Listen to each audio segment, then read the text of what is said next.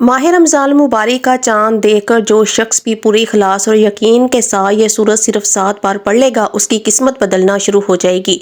वो बंद दरवाजे जो बरसों से नहीं खुल रहे हुए खुलने लग जाएंगे। वो दुआएं जो आंखों के आंसुओं में ढलकर रह गई थी, कबूलियत का रास्ता पालेंगी। वो तकदीर जिस पर इंसान खुद मायूस हो चुका होता है, रब करीम अपनी रहमत से उसे संवार देता है। ये कोई मामूली लम्हा नहीं। रमज़ान का चांद सिर्फ एक चांद नहीं नाज़रीन, ये रहमत का ऐलान है, मग़फ़िरत का पैगाम है और तकदीर बदलने की रातों का आगाज है। बस आजमा कर देख लो, यकीन के साथ पढ़ो, फिर खुद गवाही दोगे कि रब कैसे हालात बदल देता है। बिस्मिल्लाहिर्रहमानिर्रहीम। नाज़रीन कराम, आज मैं आपको जो वजीफा बताने जा रही हूँ वो है माह रमज़ान का चांद देखकर करने वाला वजीफा। नाज़रीन कराम, माह रमज़ान की नूरानी घड़ियाँ हमारा इंतजार कर रही हैं। वह अजीम महीना इस्लामी साल का 9वां महीना आ चुका है, मर्तबे में सबसे आला, जिसके बारे में कुरान ऐलान करता है कि इसी में कुरान नाजिल हुआ। यही वो महीना है जिसमें जन्नत के दरवाजे खोल दिए जाते हैं, जहन्नुम के दरवाजे बंद कर दिए जाते हैं, शयातीन जकड़ दिए जाते हैं और रब करीम अपने बंदों को पुकार पुकार कर कहता है कि है कोई मांगने वाला जिसे मैं अता करूं, है कोई मगफिरत चाहने वाला कि जिसे मैं बख्श दूं, है कोई परेशान हाल कि मैं उसकी परेशानी दूर कर दूं। और याद रखिए नाजरीन, रमजान का चांद सिर्फ एक फलकियाती मंजर नहीं होता, बल्कि यह रहमत का ऐलान होता है, मगफिरत का परवाना होता है, तकदीर बदलने की नवीद होता है। जब रमजान का चांद आसमान पर जाहिर होता है तो गोया जमीन पर उम्मीद की नई सुबह तुलू हो जाती है। कितने ही उजड़े नसीब हों संवर जाते हैं, कितने ही टूटे दिल हों जुड़ जाते हैं, कितने ही खाली हाथ हों भरते चले जाते हैं। अगर आपके घर में गुर्बत ने डेरे डाल रखे हैं, अगर कारोबार बंद पड़ा हुआ है, अगर कर्ज ने नींदें छीन ली हैं, अगर मियाँ बीवी की नाचाकियां खत्म होने का नाम नहीं लेती, अगर औलाद की परेशानी है, बेरोजगारी है, जहाँ बरसों से कोई ऐसा मसला जो आपका पीछा नहीं छोड़ रहा, तो सुन लीजिए, ये माह रमजान का चांद आपके लिए फैसला कुन साबित हो सकता है। मगर शर्त यह है कि आप रमजान के चांद को जब भी देखें, आपने जो है इस वजीफे को पढ़ लेना है, अपने रब को राजी करना है। बड़ा खुश नसीब है वो बंदा जो रमजान में अल्लाह को राजी कर लेता है। नाज़रीन कराम, इन कीमती घड़ियों को गफलत में बिल्कुल भी जाया नहीं करना, बल्कि आपने झुक जाना है, रो लेना है, अल्लाह ताला से मांग लेना है। आज मैं आपको एक ऐसा मुबारक वजीफा बताने जा रही हूँ जो आपने रमजान मुबारक का चांद देखते ही पढ़ लेना है। इस कुरानी सूरत को सिर्फ 7 मरतबा इखलास और यकीन के साथ पढ़ लें तो अल्लाह ताला अपने महबूब के सदके आपकी तकदीर का रुख मोड़ सकता है।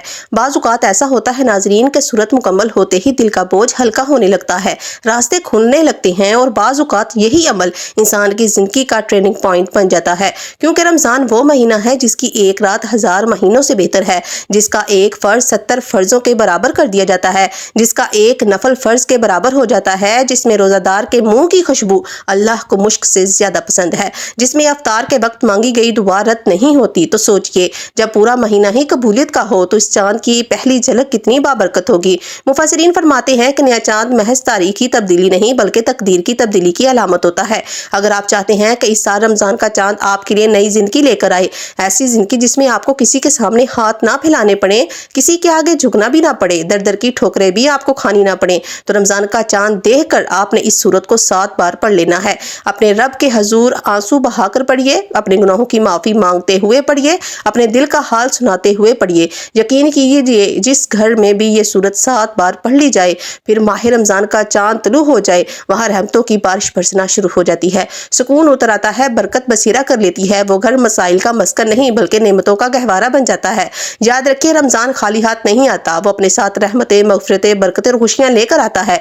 मगर यह सब उसके लिए है जो इसकी कदर करे, जो इससे पहले तैयारी करे, जो शुबान के इन दिनों को संभाल ले। आप ये वजीफा आज पढ़ ले, कब जब भी आपको इत्तला मिल जाए कि माह रमजान मुबारक का चांद नजर आ गया है, तो नाज़रीन कराम, खबर मिलते ही, आपने इत्तला मिलते ही इस सूरत को आपने 7 बार पढ़ना है। आपकी बरसों की बंद किस्मत इंशाल्लाह खुल जाएगी।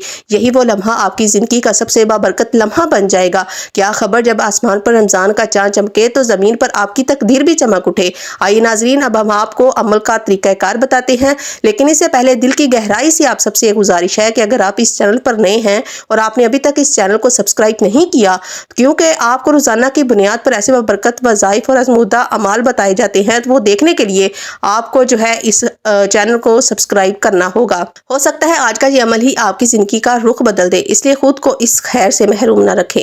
اب توجہ کے ساتھ سن لیں کہ آپ نے یہ وظیفہ کیسے پڑھنا ہے۔ ماہ رمضان کا چاند دیکھ کر جب بھی آپ کو وقت مل جائے، دن ہو رات ہو، فجر کے بعد عشاء کے بعد، ناظرین کرام جب بھی آپ کرنا چاہیں اس عمل کو ادب کے ساتھ بیٹھ کر کرنا ہے۔ آپ نے دل کو دنیا کی سوچوں سے خالی کریں، نیت کر لیں کہ میں اپنے رب کو راضی کرنے اور اپنی حاجات کی قبولیت کے لیے یہ عمل کر رہا ہوں۔ سب سے پہلے آپ نے اللہ کے پیارے حبیب حضرت محمد مصطفیٰ صلی اللہ علیہ وآلہ وسلم کی ذات اقدس پر 3 مرتبہ درود پاک پڑھنا ہے، کیونکہ درود وہ نور ہے جو دعا کو آسمان تک پہنچاتا ہے۔ درود وہ وسیلہ ہے جسے بند دروازے کھلتے ہیں اور رحمتیں متوجہ ہوتی ہیں۔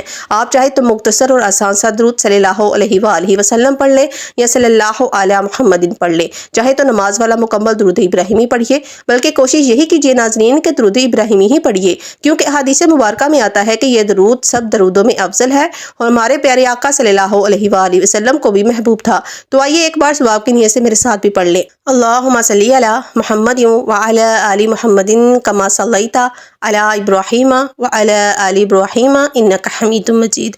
اللہم بارک علی محمد وعلی آل محمد کما بارکت علی ابراہیم وعلی آل ابراہیم انک حمید مجید۔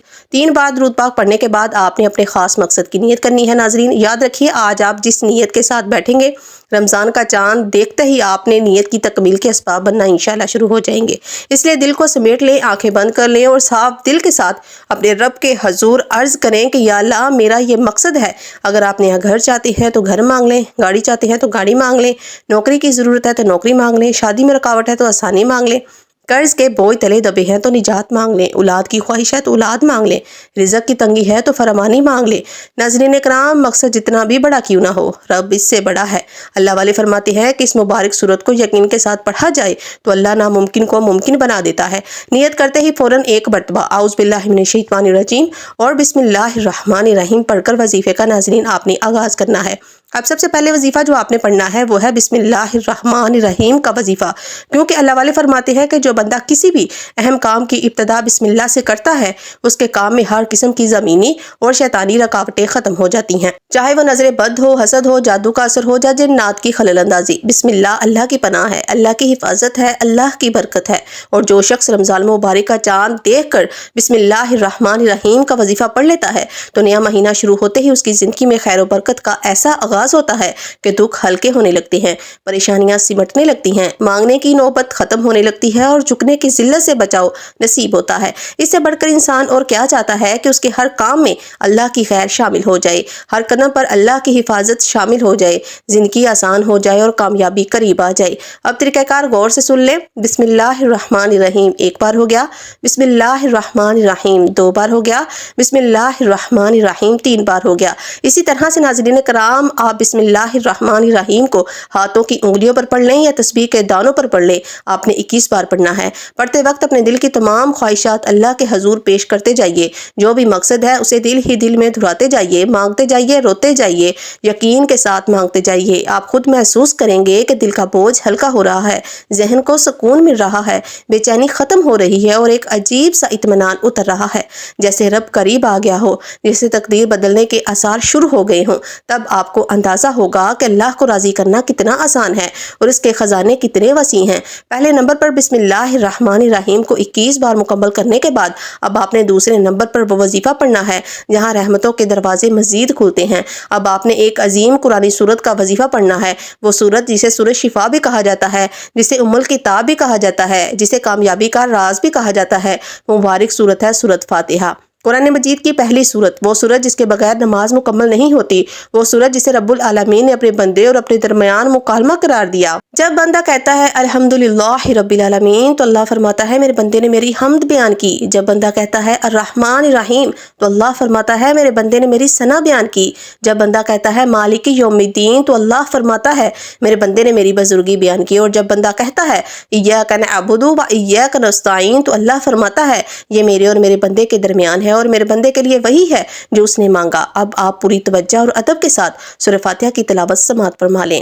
بسم اللہ الرحمن الرحیم الحمدللہ رب العالمین الرحمن الرحیم مالک یوم الدین ایاک نعبد و ایاک نستعین اہدنا الصراط المستقیم صراط الذین انعمت علیہم غیر المغضوب علیہم ولا الضالین آمین۔